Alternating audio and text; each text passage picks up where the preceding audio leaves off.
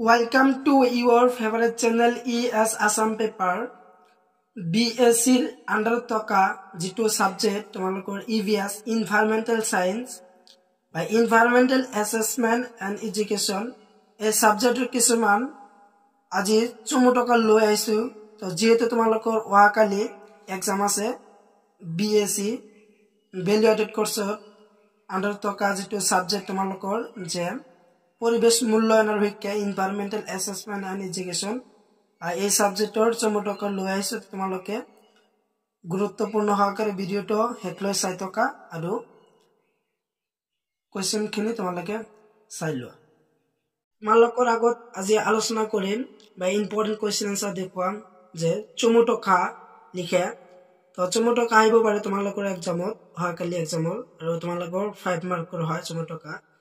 তো তোমালোকৰ প্ৰথম চমুটকাটো হল যে পৰিবেশমূলক নৈতিকতা তো এই চমুটকাটো ভালদৰে চাই যাবা আৰু তোমালোকক স্ক্ৰিনত ইয়াৰ আনসাৰ দিয়া আছো তো তোমালোকে আনসাৰ কিন তোমালোকে চাই লোৱা তো এই কোৱেশ্চনটো তোমালোকৰ কালি এক্সামৰ কাৰণে ভেৰি ভেৰি ইম্পৰ্টেন্ট আৰু ইয়াৰ লগত চাই যাবা আনটা কোৱেশ্চন যে কোৱেশ্চন নম্বৰ যে প্ৰাকৃতিক সম্পদ সংৰক্ষণৰ ক্ষেত্ৰত ব্যক্তিৰ দায়িত্ব তো এই কোৱেশ্চনটো চাই যাবা কালি এক্সামৰ কাৰণে এটো ইম্পৰ্টেন্ট হয় আৰু এইবিলাক হল তোমালোকৰ 5 মাৰ্কৰ কোৱেশ্চন তো এইবিলাক ভালদৰে চাই যাবা আৰু আনসাৰ কিন তোমালোকৰ স্ক্ৰিনত ভালদৰে দিয়া আছে তো তাৰ পৰা চাই লবা আৰু নহলে তোমালোকৰ মডেলৰ পৰা চাব পৰা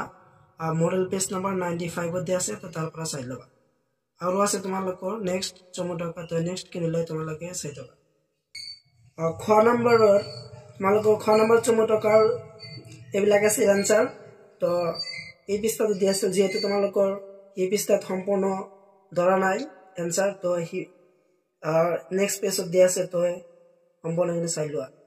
আৰু তোমালোকৰ তো আনটা হল যে তোমালোকৰ চমুটকা যে কোৱেশ্চন নম্বৰ 23 আৰু পেজ নম্বৰ 96 ত দিয়া আছে তো চমুটকাটো হল যে পৰিবেশ আন্দোলনৰ মূল লক্ষ্য কি বৰ্ণনা কৰা তো এটো চাই যাবা আৰু ইয়াৰ আনসাৰ যেহেতু তোমালোকে স্ক্ৰিনত দিয়া আছে ভালদৰে তো তাৰ পৰা চাই লবা আৰু এই পৃষ্ঠাটো আছে ইয়াৰ আনসাৰ তো নেক্সট খিনিলে তোমালোকে চাই থকা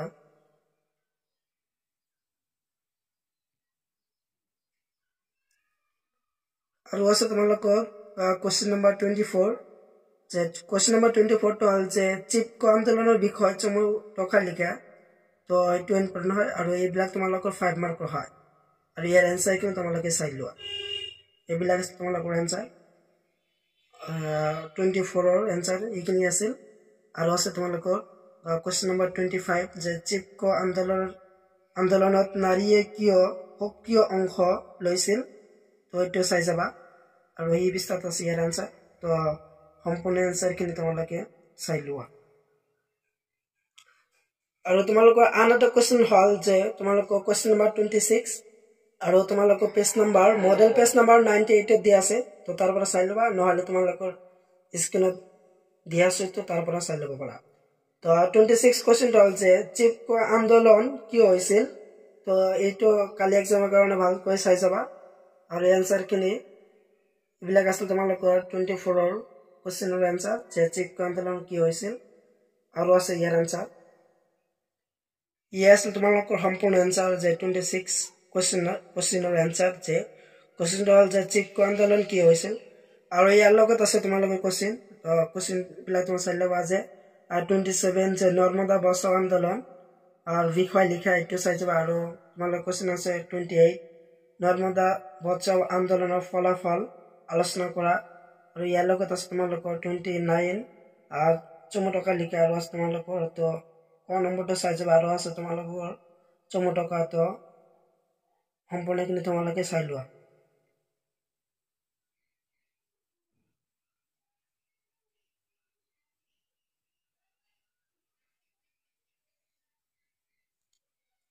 আৰু আছে তোমালোকৰ খ নম্বৰ তো খ নম্বৰটো তোমালোকে ভালকৈ চাই যাবা এই চমুটকাটো ভেৰি ভেৰি ইম্পৰ্টেন্ট আৰু এই পৃষ্ঠাটো আছে ইয়াৰ আনসাৰ এইবিলাক আছে তোমালোকৰ চমুটকা তো গোটেই চমুটকা অত্যন্ত গুৰুত্বপূৰ্ণ হয় এইবিলাক ভালকৈ চাই যাবা আৰু আছে তোমালোকৰ হেকৰ চমুটকাটো হল যে নৰ্মদা বচাও আন্দোলন তো এটো ভেৰি ভেৰি ইম্পৰ্টেন্ট হয় আৰু আজি তোমালোকৰ যেবিলাক মই চমুটকা দিলো গোটেইবিলাক ইম্পৰ্টেণ্ট হয় তো তোমালোকে গোটেইখিনি ভালকৈ চাই যাবা যিহেতু তোমালোকৰ অহাকালি এক্সাম আছে তো অহাকালি এক্সামৰ কাৰণে এইবিলাক ভালকৈ পঢ়ি যাবা আৰু তোমালোকৰ এইবিলাক কোৱেশ্চন তোমালোকৰ 5 মাৰ্কৰ হয় তো 5 মাৰ্কৰ আহিলে তোমালোকে গোটেইখিনি লিখি দিবা এইবিলাক ভালকৈ তো আজিৰ ভিডিঅ' এইখিনি আছিল সম্পূৰ্ণ ভিডিঅ' চাই থকাৰ বাবে তোমালোকে সকলোকে ধন্যবাদ জনাওঁ